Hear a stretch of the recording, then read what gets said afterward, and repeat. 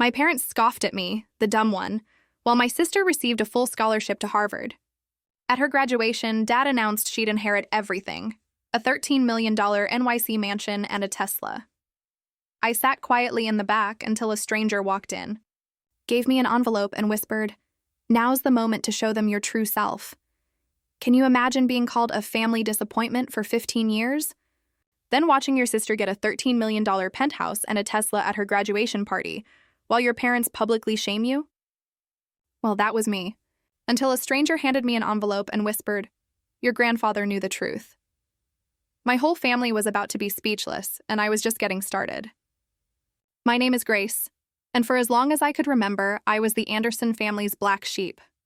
While my sister Isabella effortlessly collected Harvard degrees and six-figure job offers, I was teaching finger painting to 5-year-olds. It wasn't just a difference. It was a chasm my parents delighted in highlighting. Our family penthouse overlooked Central Park from the 68th floor. Every morning, I'd watched my parents sip coffee from Waterford Crystal, planning Isabella's glittering future from their $50,000 walnut dining table. The genuine Monet original above the fireplace, not a print, cost more than I'd ever make in 20 lifetimes as a public school art teacher. Meanwhile, my studio apartment in Queens had water stains on the ceiling and a radiator that clanged like a ghost with anger issues. Isabella carried designer bags that cost more than my annual rent, while I hauled art supplies in a canvas tote I'd painted myself in college. The contrast wasn't subtle, and my parents made sure everyone knew it. Grace teaches at West 47, my mother would tell her country club friends, her voice dropping like she was confessing a family crime. Isabella just made law review at Harvard? The comparison always came in pairs, like salt and pepper, except one was Himalayan pink salt and the other was just dirt. But here's what they didn't know, what they never cared to know. I loved my job. Every morning, 23 second graders would run to hug me, their faces lighting up when they saw the art supplies I'd bought with my own money. Their parents, immigrants, single mothers, fathers working 3 jobs, would thank me with tears in their eyes when their children brought home paintings that made them feel seen. My parents never asked about my work. They never knew about the awards lining my desk drawer or the letters from parents saying I'd changed their children's lives. To them, success meant stock portfolios and summer houses in the Hamptons.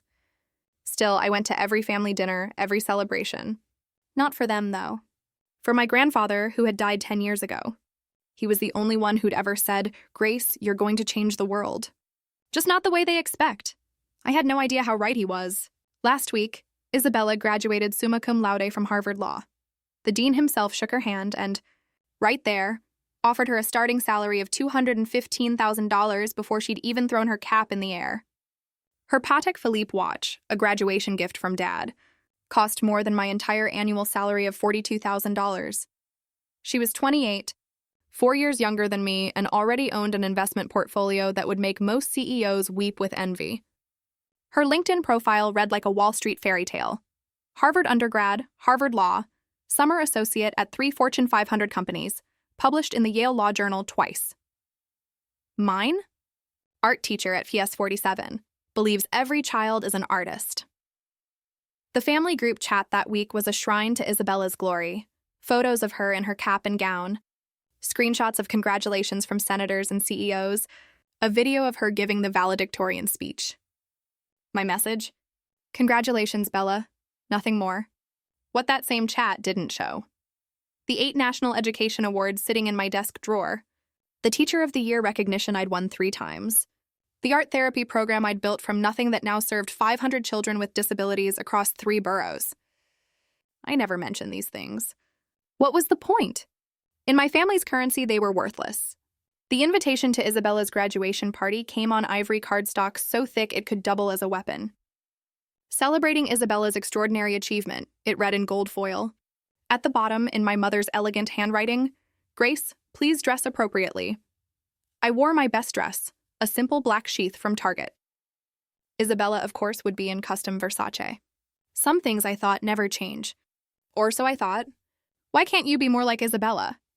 That question followed me through childhood like a shadow with teeth. When I brought home an A- in calculus, Isabella had already skipped ahead 2 grades. When I won the state art competition at 16, Isabella had just been accepted to Harvard at 17. My achievements were footnotes in the grand story of Isabella Anderson, future Supreme Court justice, as my father liked to predict after his third scotch. My mother perfected the art of selective introduction at social gatherings. "This is Isabella, our Harvard law student," she'd beam, her diamonds catching the light. Then, if pressed, "Oh, and Grace? She teaches." The pause before teaches stretched like a void where disappointment lived. I chose teaching because of Mr. Yamamoto, my high school art teacher, who saw me crying in the supply closet after another "Why can't you be more like Isabella" lecture. He said something I never forgot. "Some people build skyscrapers, Grace. Others build souls. Guess which one lasts longer?" I wanted to build souls. My parents wanted me to build portfolios. The family photo wall told the story better than words. Isabella's accomplishments covered an entire section: diplomas, newspaper clippings, photos with governors. My section had one photo, my college graduation. Even that was partially hidden behind Isabella's Harvard acceptance letter, which my mother had framed in gold. 10 years of therapy taught me to stop seeking their approval. But knowing something intellectually and feeling it in your bones are different beasts. So I kept showing up, kept smiling, kept pretending their words didn't carve little pieces from my heart. From the corner of the St. Regis ballroom, a man in a charcoal suit watched me. He'd been there since I arrived, and something about his gaze felt knowing, like he was waiting for something. The St. Regis ballroom glittered with the kind of wealth that didn't need to announce itself. 200 guests sipped Dom Perignon from crystal flutes while beluga caviar made rounds on silver platters that probably cost more than my car. Every corner screamed money, from the 30-foot ceiling draped in silk to the orchid centerpieces flown in from Thailand that morning. My father clinked his champagne glass with a gold pen. Of course it was gold. And the room fell silent. "Ladies and gentlemen, we're here to celebrate the only success story that matters in the Anderson family." He raised his glass toward Isabella, who stood in her custom Versace gown, looking like she'd been carved from marble and ambition. My daughter, the Harvard law graduate, the only success story. Singular. I wasn't even a footnote anymore. I was an eraser. My mother worked the room, her voice carrying over the classical quartet. "Isabella's starting at White & Case next month," she told the mayor's wife. Then, catching sight of me by the shrimp display, "Oh, that's Grace. She teaches finger painting to children." The way she said finger painting made it sound like I dealt drugs to toddlers. A woman in Chanel asked what grade I taught. Before I could answer, my mother interjected, "Elementary. Very elementary." The woman's smile turned pitying. "How nice that you found something you can do." My phone buzzed. Unknown number. The text read, "Don't leave early tonight. Your grandfather left you more than memories." I looked up, scanning the room. The man in the charcoal suit raised his champagne glass lightly, a gesture so small only I noticed. My father was back at the microphone. And now for the real surprise of the evening. "Isabella!" His voice boomed across the ballroom. "Success deserves rewards." He pulled out a small velvet box from his tuxedo pocket, and the room collectively leaned forward. "The keys to your new Tesla Model S Plaid," the crowd gasped. Someone actually applauded. The key fob glinted under the chandeliers. A $130,000 car for a 28-year-old who already owned a BMW. Isabella floated to the microphone, her smile practiced from years of being the chosen one. "Thank you, Daddy." She held up the keys like a trophy. The photographer my parents hired, yes, they hired a professional photographer for this, captured every angle. But that's not all. My mother chimed in, joining them on stage. She produced an envelope from her clutch, the Hermes one, naturally.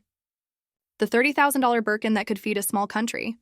Inside this envelope is the deed to your new home. A $13 million penthouse in Tribeca. 4 bedrooms, private terrace, and a view of the entire city you're about to conquer. $13 million.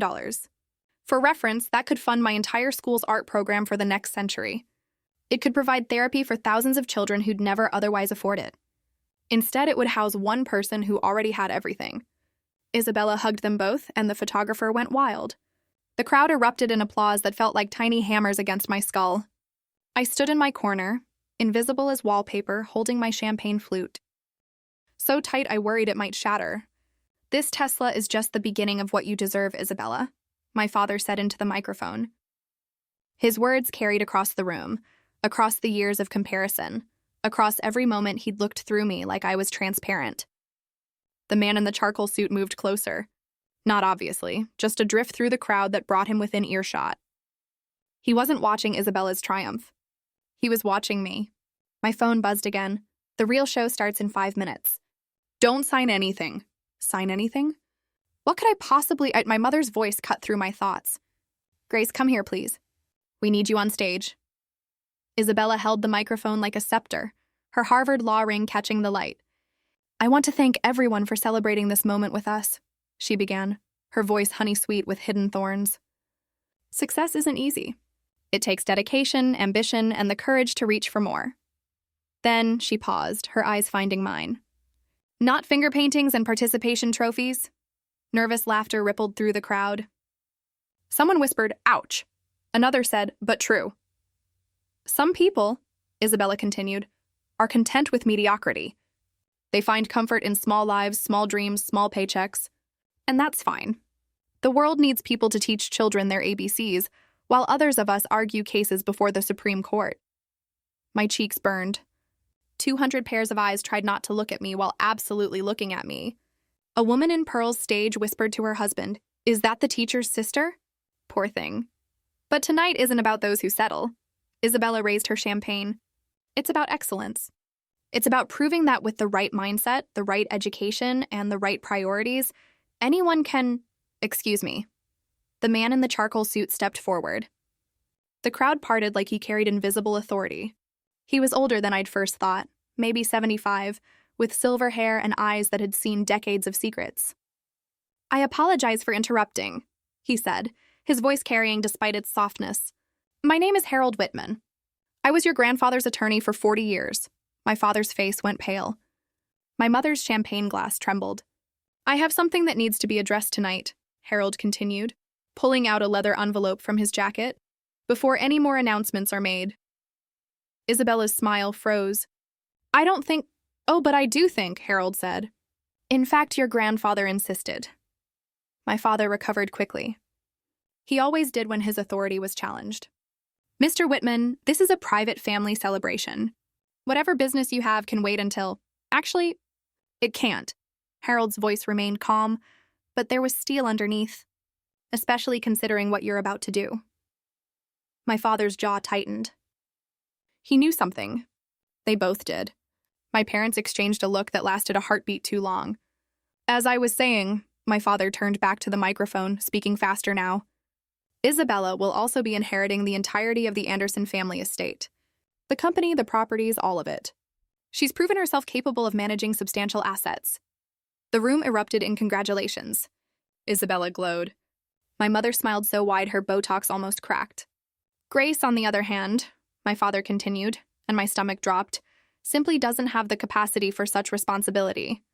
Teaching finger painting to children is noble, I suppose, but it hardly qualifies someone to manage millions. Some people build empires, others finger paint. The words hit like physical blows. Which is why, my mother joined in, producing another document from her bag. We need Grace to sign this waiver of inheritance rights. It's what's best for everyone. The crowd went silent. This was too much drama, even for the Upper East Side. Come on up, Grace, my father said. It wasn't a request. I walked to the stage on legs that felt like water. 200 people watched me climb those 3 steps. The woman in Chanel whispered something about family business being so awkward. Someone else muttered about knowing one's place. My mother held out the waiver and a Mont Blanc pen. Just sign it, sweetheart. Don't make this harder than it needs to be. Harold Whitman stepped onto the stage. I really must insist you stop. You have no authority here. My father snapped. Harold smiled. It wasn't a kind smile. Your father would disagree. And since he's the one who actually built this empire you're so eager to redistribute, I'd say his opinion matters. The pen felt heavy in my hand. 200 guests waited. Isabella's smile could have cut glass. The waiver sat on the podium, its legal language blurring through tears I refused to let fall. Sign it, Grace, my mother hissed, her voice low enough that the microphone wouldn't catch it. For once in your life, do the right thing. The right thing for them meant disappearing. Isabella leaned into her own microphone. This is what's best for everyone, Grace. You know you can't handle this kind of responsibility. Remember when you couldn't even manage your college loans without crying? Someone in the crowd actually laughed. My hand moved toward the signature line. Grace Anderson. Harold Whitman's voice rang out clear and sharp. I need you to know something before you sign that document. My father stepped between us. Mr. Whitman, you're trespassing. Security. I'm here as the executive of William Anderson's estate, Harold said, louder now. Your grandfather's real estate. The one your parents have been hiding for 10 years. The ballroom went so quiet I could hear my mother's pearls clicking against each other as she trembled. That's impossible, my father said, but his voice cracked. My father's will was simple. Everything to me. The will you filed was simple, Harold corrected. The actual will, the one I've kept in 3 separate safety deposit boxes with video testimony and multiple witnesses, is anything but simple. He pulled out a thick document from his leather envelope. The gold seal of New York State caught the light. I have something you all need to see, Harold announced to the room. Something that changes everything about tonight's announcements. Isabella grabbed for the waiver. Just sign it now, Grace. Whatever this is, it doesn't matter. But my hand had stopped moving because Harold Whitman was looking at me with my grandfather's eyes. Kind, knowing, and absolutely certain. If you've ever felt undervalued for choosing purpose over profit, I looked at the pen in my hand, then at the faces around me. Isabella, radiant in her certainty. My parents, impatient and dismissive. The crowd, waiting for the teacher to accept her place at the bottom of the family hierarchy. For a moment, I almost signed it. 15 years of being the disappointment weighed on my shoulders like a lead blanket. Maybe they were right. Maybe I was meant for small things, small dreams, small impacts. Maybe teaching children to paint rainbows wasn't worth as much as arguing corporate mergers. Sometimes loving your family means letting go, I said quietly, the microphone catching my words. My mother relaxed. Isabella smirked. My father nodded approvingly. I positioned the pen above the signature line. One signature, and I'd never have to sit through another comparison. Another "why can't you be more like Isabella" lecture. Another family dinner where my work was treated like a hobby. The pen touched paper. Your grandfather wrote you letters, Harold said suddenly. 23 letters over 10 years. Your parents returned every single one unopened. My hand froze. What letters? I looked at my parents. What is he talking about? My mother's face had gone white under her foundation. It doesn't matter now, she stammered. Oh, but it does. Harold pulled out a stack of envelopes, aged and yellowed. William Anderson spent the last decade of his life documenting something very specific. Something about his granddaughters. He held up the document again. The real will. Before you sign anything, Grace, you should know what your grandfather knew. You should know why he called you the one who would change everything. The pen slipped from my fingers, clattering on the podium. Show me, I said. You have no right. My father's voice boomed across the ballroom, his face flushing red. Security! Remove this man immediately! 2 security guards started forward, but Harold raised the document high. I'd think very carefully before you do that.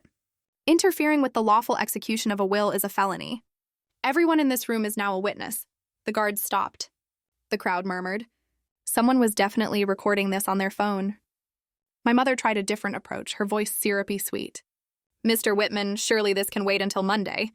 We're having a family celebration. A celebration where you're coercing your daughter to sign away her inheritance rights? Harold's eyebrows rose. How festive. There's nothing to inherit, my father snapped. I'm the sole beneficiary of my father's estate. The will was read 10 years ago. A will was read, Harold corrected. The one you filed after destroying the original. Or rather, after you thought you destroyed it. The ballroom gasped collectively. Isabella grabbed my father's arm. Daddy, what is he talking about? Your grandfather was many things, Harold continued, addressing the room now. But stupid wasn't one of them. He knew his son well enough to keep multiple copies of his actual will. Notarized, witnessed, video recorded, ironclad. He turned to me. He also knew his granddaughters, both of them, and he made provisions accordingly. My mother was dialing frantically on her phone. Lawrence, yes, we need you at the St. Regis immediately. Bring the files on. She stopped, noticing everyone watching. Just come. Calling your lawyer? Harold asked mildly. Good. He'll want to see this, especially Article 7. What's Article 7? I asked, my voice steadier than I felt. Harold smiled. The first warm expression I'd seen from him. The part your grandfather called the truth clause. The part that explains why he spent 10 years watching both his granddaughters from afar, documenting everything. My father lunged for the document. Harold stepped back, surprisingly agile for his age. "Shall we read it together?" Harold asked. "Or would you prefer to tell them yourself what you've been hiding?" Harold opened the document, its pages crisp despite their age. This will was signed by William Anderson on March 15, 2015, in the presence of 3 witnesses and a notary public. It was subsequently filed with my firm, with copies sent to 2 additional law firms for safekeeping. "That's impossible," my father said, but his voice had lost its authority. "I handled his estate." "You handled what you wanted to handle," Harold interrupted. "Your father knew you would, which is why he included very specific instructions about when and how this will should be revealed." He looked at me. He wanted to wait until both granddaughters had shown their true character. Tonight seemed appropriate given the circumstances. Isabella pushed forward. "This is ridiculous. Even if there's another will, it can't override—" "Actually, Miss Anderson," Harold interjected smoothly, "given your Harvard law education, you should know that a properly executed later will absolutely overrides an earlier one, especially when the earlier one was, let's say, creatively edited." My parents exchanged another look. My mother's hands were shaking. "Your grandfather spent 10 years documenting something very specific," Harold continued. "The real contributions his granddaughters made to society. Not the degrees, not the salaries, the actual impact." He pulled out a folder thick with papers. "Grace, did you know your grandfather hired a private investigator to follow your career? Not to spy, to document. Every award you won that your parents ignored. Every child whose life you changed. Every family you helped through your art therapy program." The room was silent. Even the waitstaff had stopped moving. "He has files on both of you," Harold said, looking between Isabella and me. "And based on those files, he made his decision about who should inherit the Anderson legacy." "This is insane," Isabella said, but her voice wavered. "No," Harold replied. "This is justice. Shall we read Article 7 now?" Isabella's Harvard training kicked in like a reflex. "I want to see authentication. Notary seals, witness signatures, timestamp verification. This could be fabricated. Anyone can create old-looking documents." "Spoken like a true lawyer," Harold said approvingly. He pulled out a manila folder notarized at 3 separate locations. "Here's the seal from New York State, authenticated last week when I knew tonight was happening. Here's the witness list: Judge Patricia Hornby, Dr. Michael Chen from Mount Sinai, and Eleanor Roosevelt III from the Manhattan Trust Foundation." Isabella examined the papers, her face growing paler with each page. These are real." "Of course they're real," Harold said. "Your grandfather didn't leave anything to chance. He also video recorded the signing." He pulled out an iPad. "Would you like to see your grandfather explaining his decision in his own words?" "This is entrapment," my father shouted. "You waited until you tried to force Grace to sign away rights you knew she had?" Harold asked. "Yes, I did wait. Your father predicted you would do exactly this. He said, and I quote, 'Robert will try to give everything to Isabella the moment he thinks he can get away with it. Wait for that moment, then show them the truth.'" The crowd was riveted. Someone whispered, "Better than Netflix." Isabella turned to our parents. "You knew?" "You knew there was another will and you hid it?" My mother's silence was answer enough. 10 years, Harold said. "They've known for 10 years. They found the first copy in your grandfather's desk and destroyed it. What they didn't know was that he'd already filed copies with 3 law firms and recorded himself signing it." "I'll challenge this in court," Isabella said, but her voice lacked conviction. "With what grounds?" Harold asked. "Mental incompetence? Your grandfather's medical records show perfect cognitive function. Undue influence? He hadn't seen Grace in years when he wrote this. Face it, counselor. This will is bulletproof." He turned to page 7. "Now, shall we discuss the inheritance criteria your grandfather established?" Harold adjusted his reading glasses, the document steady in his hands. Article 7, Conditions of Inheritance.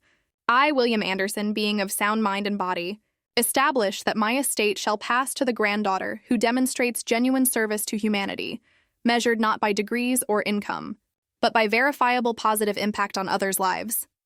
The ballroom was so quiet I could hear my own heartbeat. "Furthermore," Harold continued, "this impact must be documented by independent third parties, Not family, not friends, but institutions and individuals with no personal stake in the outcome. Isabella laughed, but it sounded forced. That's completely subjective. How do you measure positive impact? Your grandfather thought of that. Harold pulled out another folder, this one marked with Grace's name. He established specific criteria: letters from beneficiaries, awards from recognized institutions, media coverage of charitable work, professional evaluations from supervisors, all dated and verified. He set the folder on the podium. It was 3 inches thick. Grace Anderson, he read from a summary sheet. 8 National Education Excellence Awards.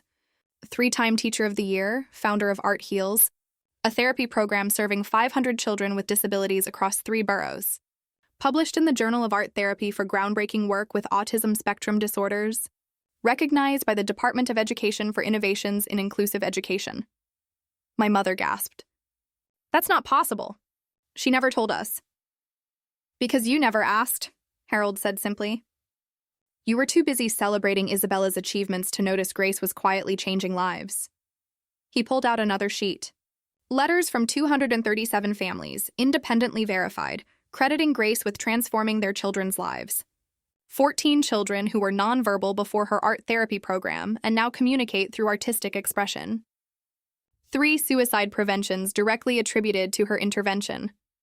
Tears were running down my face. I hadn't known he knew. I hadn't known anyone was watching. Your grandfather called you the quiet one who serves, Harold said to me gently. He saw what others missed. Harold opened a second folder, this one bursting with photographs and letters. Your grandfather hired investigators not to spy, but to document what your parents refused to see. Grace, did you know that the mayor's office has your photo on their wall of New York's quiet heroes? I shook my head, speechless. 3 years ago, you used your entire savings to keep your art program running when the school lost funding. You took a second job tutoring to buy supplies. You never told anyone. He pulled out a bank statement.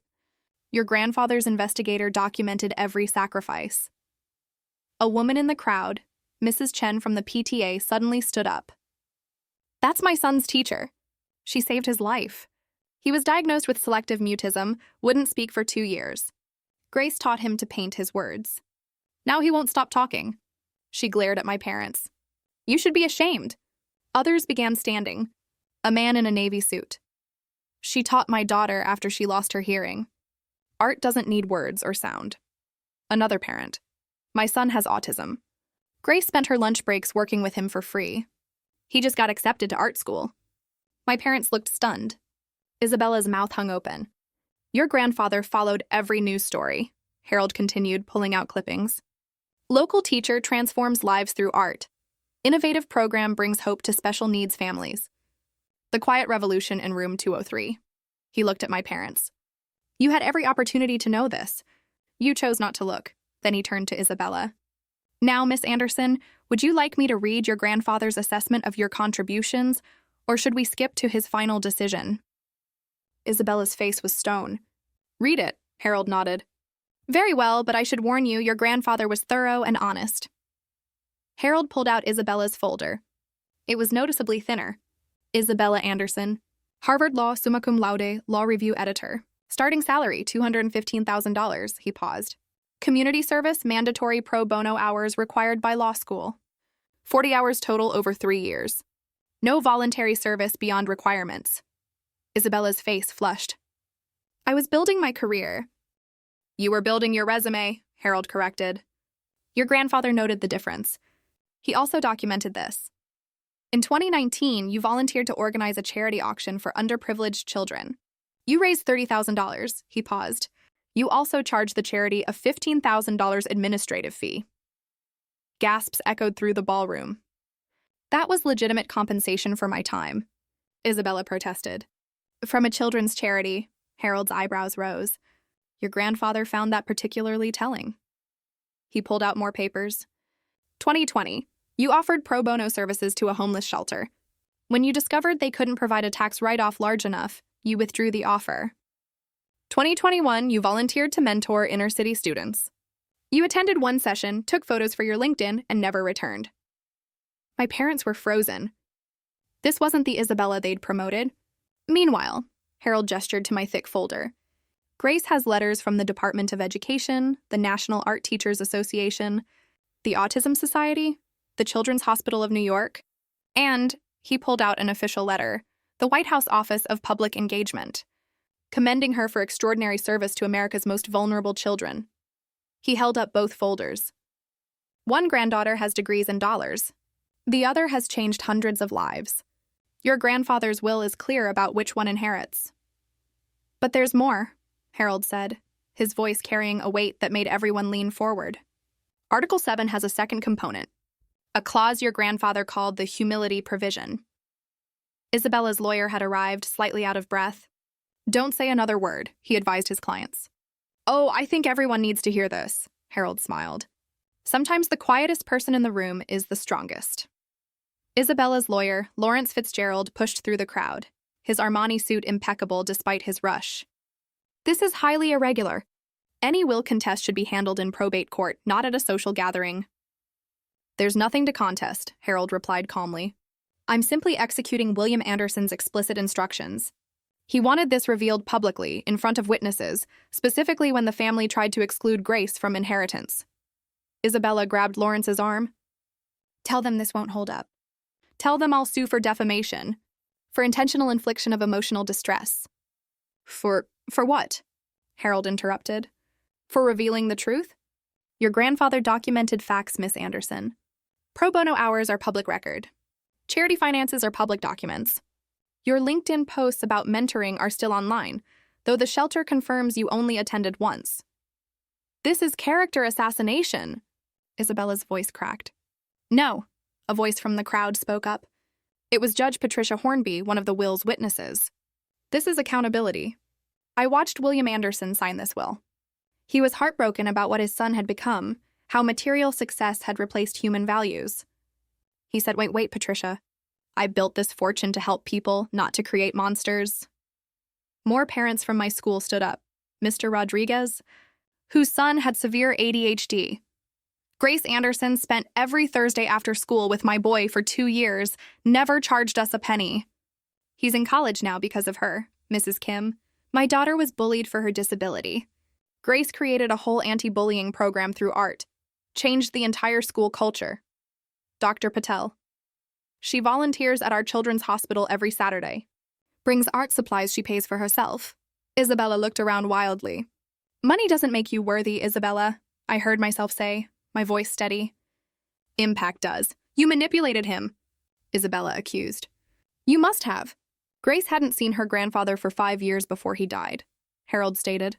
By your parents' design. They told him she was too busy with her little teaching job to visit.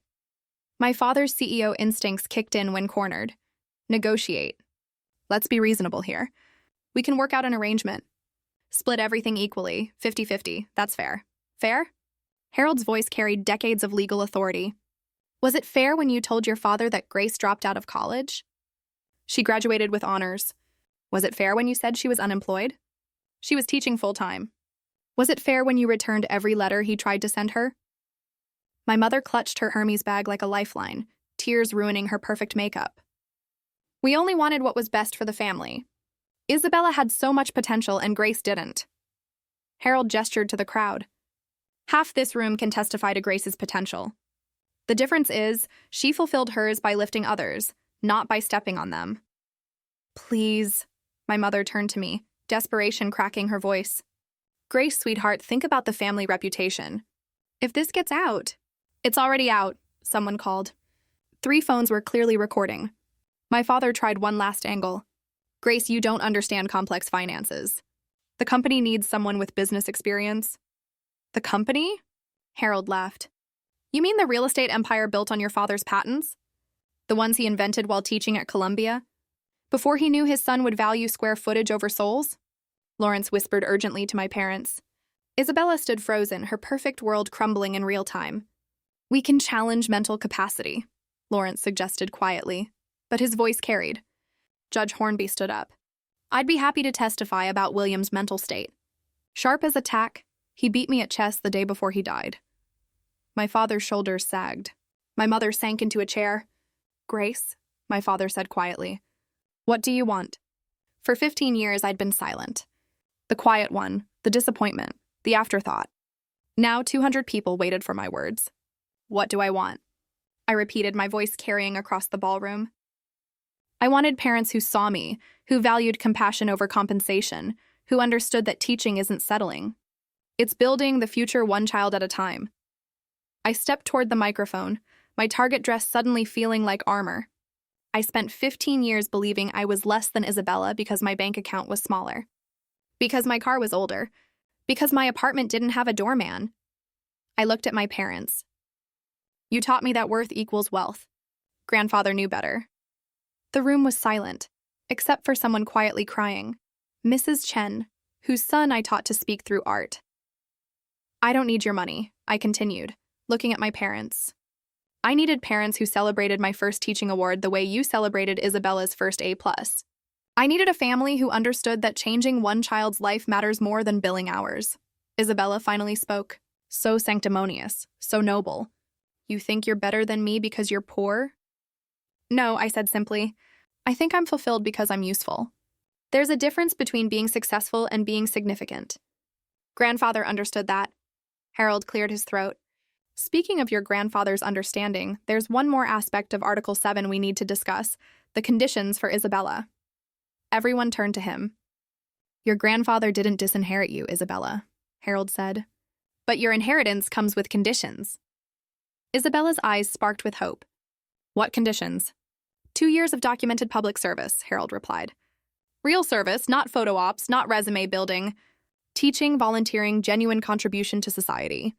Only then do you receive your portion. That's extortion. That's education, Harold corrected. Your grandfather's final attempt to teach what your parents failed to. That privilege comes with responsibility. But I have one condition too, I said, and everyone turned back to me. Harold smiled as if he'd been waiting for this moment.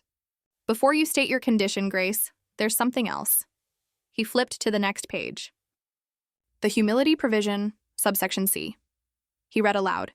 Should any beneficiary attempt to coerce, manipulate, or force another beneficiary to forfeit their inheritance, the coercing party forfeits all claims immediately and permanently. My parents went white. Isabella grabbed the podium for support. Furthermore, Harold continued, if such coercion occurs in public, witnessed by multiple parties, the forfeited inheritance transfers entirely to the wronged party, activating the emergency trust fund of $15 million, separate from the estate. Lawrence frantically flipped through his phone, presumably checking legal databases. That's ironclad. Tonight, Harold gestured to the room, Robert and Margaret Anderson, along with Isabella Anderson, attempted to force Grace to sign away her inheritance rights in front of 200 witnesses. The conditions of subsection C are met. $15 million. Isabella's voice was barely a whisper. $15 million? Your grandfather was very specific, Harold explained. He said, if they gang up on Grace, and they will, she should have immediate resources to establish her independence. The fund transfers automatically upon documented coercion. He pulled out a tablet. The transfer was initiated the moment Grace was called to stage to sign that waiver. Your grandfather's financial advisor has been watching via live stream. Yes, Mr. Anderson. The charity photographer you hired was actually documenting this for the estate. My father sank into a chair. He planned all of this. He knew you, Harold said simply. He knew that you'd wait until a public moment to maximize Grace's humiliation, to pressure her into compliance. He knew Isabella would support it for her own gain. And he knew Grace would endure it quietly as she always has. The company? My mother asked weakly. Transfers to a trust with Grace as primary beneficiary and decision-maker. Though, Harold looked at me, your grandfather hoped you'd convert it to a foundation. He left suggestions for focusing on art therapy and special education. Isabella was crying now. Not pretty tears, but the ugly kind that come with genuine loss. My job offer at White & Case has a morality clause, Lawrence said quietly. Being party to inheritance fraud, they'll withdraw the offer. The Tesla keys fell from Isabella's hand, clattering on the marble floor. Lawrence Fitzgerald, despite being my family's lawyer, had gone pale as he scrolled through his tablet. The legal ramifications are severe. The attempted coercion tonight, witnessed and documented, constitutes inheritance fraud. The Bar Association will investigate. Isabella, your law license application. No, Isabella gasped. No, they can't. They can and they will, Judge Hornby interjected. attempting to defraud a family member of inheritance through public coercion. The Character and Fitness Committee will have a field day. Harold produced more documents. The estate accounts were frozen 40 minutes ago, the moment the coercion began. Court orders signed by Judge Martinez, who's been monitoring the situation remotely. He held up papers with red seals. Robert Anderson, your access to the company accounts is suspended pending investigation. The brownstone, the Hamptons house, the portfolio, all frozen. You can't do this, my father roared. I'm not doing anything, Harold replied. I'm executing William Anderson's explicit instructions. He wrote, if Robert tries to steal from Grace, and he will, stop him immediately and publicly. My mother's phone rang. She answered with shaking hands. Hello? What do you mean frozen? All of them? She looked at my father. The credit cards aren't working. The penthouse? Isabella asked desperately. The one you just gave her was never theirs to give, Harold said. It's part of the estate, which now belongs to Grace. Someone in the crowd whistled low. $13 million plus the company valued at $30 million, Harold added. Plus the liquid assets of approximately $15 million. Plus the art collection, your grandfather was quite the collector, valued at $6 million. That's $64 million. Isabella's legs gave out. Someone pushed a chair under her. That Grace's parents tried to steal from her, Judge Hornby said loudly, ensuring the recording phones caught every word. This is why William Anderson wanted witnesses. The crowd was buzzing. This would be all over the Upper East Side by morning, all over the internet by midnight. The Tesla? Isabella asked in a small voice. Purchased yesterday with estate funds, Harold confirmed. It'll be returned to the dealer Monday. Every symbol of success my parents had flaunted was built on theft, on stealing from the daughter they deemed unworthy. Isabella Anderson, Harvard Law, summa cum laude, the golden child who'd never failed at anything, crumbled completely. Her perfect makeup ran in streams down her face as she sobbed. Not the delicate tears of earlier, but raw, broken sounds. I don't understand, she gasped between sobs. I did everything right. Perfect grades, perfect school, perfect job. Perfect is not the same as good, Harold said gently. Your grandfather wrote about you. Isabella has every advantage but empathy, every skill but kindness. Maybe losing everything will teach her what gaining everything never could. Isabella looked at me through her tears. For the first time in our lives, she looked at me. Not through me, not past me, but at me. You knew, she whispered. You knew you were worth more. And you never said anything. I didn't know about the will, I said honestly. But I knew my worth wasn't measured in dollars. You taught me that, actually, watching you chase money while missing meaning. You taught me what not to value. I've never... Isabella's voice broke. I've never actually helped anyone, have I? Not really. Not without expecting something back? The room was silent. Even the waiters had stopped pretending to work. I don't even know how, Isabella admitted. To help, to serve, to care about someone else's success more than my own. She looked at our parents. You made me this way. You praised every achievement that brought status and ignored every opportunity to build character. And now I'm 28 years old and I don't know who I am without my resume. That's the first honest thing you've said in years, my mother said quietly, surprising everyone. Isabella stood shakily. Grace, I need that job. Not white in case, whatever you'll let me do. I need to learn. My father stood before the crowd, this titan of real estate who'd built his identity on being William Anderson's son. And for the first time in my life, I saw him clearly. Not the CEO, not the patriarch, just a man who'd lost his way. I measured everything wrong, he said, his voice carrying across the silent ballroom. Stock prices, square footage, net worth. I measured everything except what mattered. He turned to me. Grace, you were never the disappointment. I was. I disappointed my father by becoming everything he never wanted. A man who knew the price of everything and the value of nothing. My mother stood beside him, her perfect posture finally breaking. We were so proud of Isabella's Harvard acceptance that we framed the letter.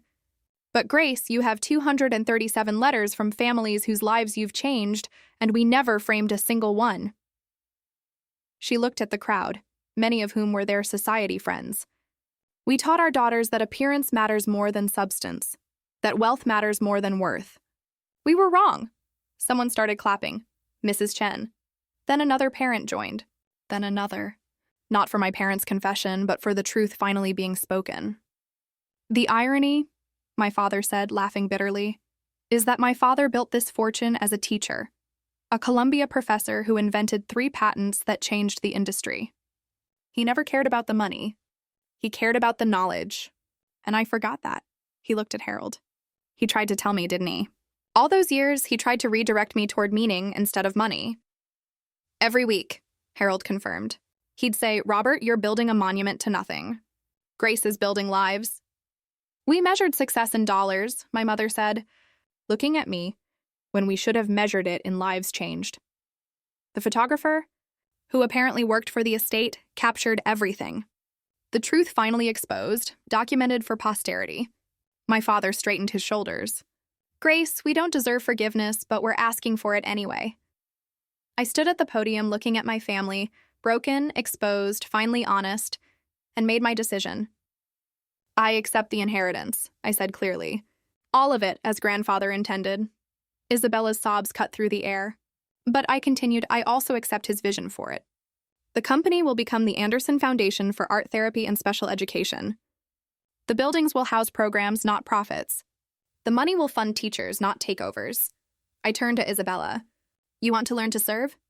You'll start Monday, minimum wage, working with our most challenging kids.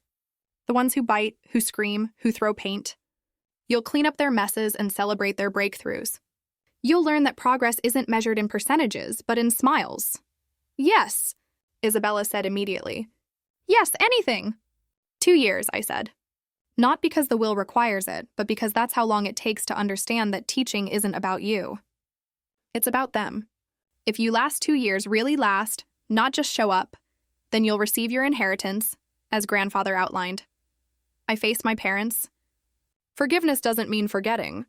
It means choosing to move forward.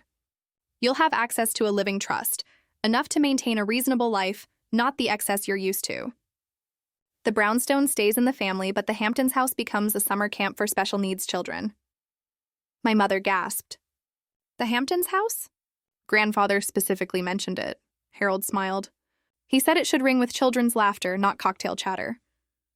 Your grandfather predicted this too, Harold added. He said grace would be graceful even in victory. This isn't victory, I corrected. It's justice. And justice includes rehabilitation.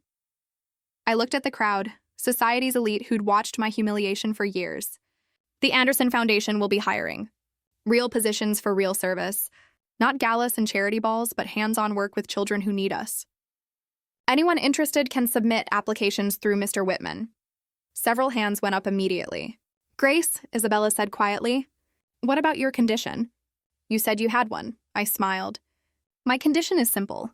Family therapy, all of us weekly for a year. We're going to learn to be a family that measures worth correctly. My parents nodded immediately. Isabella agreed. Your grandfather would be proud, Harold said softly. He knew this would happen. I realized all of it, I said. Every detail. Harold confirmed. He said Grace will teach them what I couldn't. That love isn't measured in dollars and family isn't about inheritance.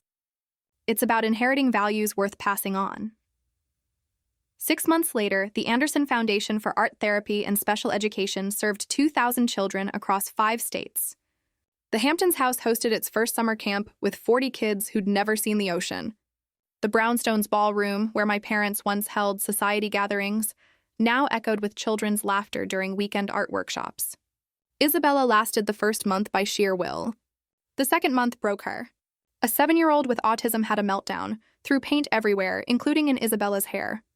She cried in the supply closet. I found her there, covered in purple paint, and she laughed. Really laughed for the first time in years. He was trying to paint the sound of happiness, she said. He told me purple sounds happy. Now she runs our sensory art program. She's brilliant at it. That Harvard brain finally serving something meaningful. Her salary is $43,000 a year. She drives a Honda Civic. She's never been happier. My parents volunteer every Wednesday. Dad reads to kids while Mom helps with art projects. Last week, a child hugged my mother and left paint handprints on her blouse. She wore those handprints the rest of the day like medals of honor. The foundation has 50 full-time teachers, all paid $60,000 minimum, a living wage for doing life-changing work. We've partnered with 15 hospitals, 30 schools, and countless families who never thought their children would communicate until art gave them a language. Whiting case called last month. They wanted Isabella back, said they'd reconsidered. She laughed and hung up. I have purple happiness to paint, she told them. Harold Whitman serves on our board. He says grandfather would be amazed at what we've built. I disagree. I think grandfather knew exactly what would grow from the seeds he planted. I still teach at PS 47. Same classroom, same kids who need me, same $42,000 salary from the school. The only difference is that now I can buy all the supplies we need. Every child gets their own easel, their own paints, their own chance to show the world their inner light. My grandfather knew that true inheritance isn't money, it's impact. He spent 10 years watching from afar, documenting not our achievements, but our choices. He saw Isabella choose status over service. He saw my parents choose appearance over authenticity. And he saw me choose purpose over profit. The will wasn't about punishment or reward. It was about alignment, putting resources in the hands of someone who'd use them for others, not themselves. Grandfather didn't leave me millions. He left me the means to multiply compassion. Last week, Isabella and I went through grandfather's letters, the ones my parents had returned. In one, he wrote, Grace, you're painting the world better, one child at a time. Someday I'll make sure you have all the colors you need. He kept his promise. My parents are different now. Smaller in the best way, less proud, more present. They've discovered that being grandparents to 2,000 kids through the foundation brings more joy than any boardroom victory ever did. The art collection grandfather left? It hangs in children's hospitals now. Picassos and Pollocks watching over kids who paint their own masterpieces between treatments. That stranger in the charcoal suit who changed everything? Harold still comes to our events.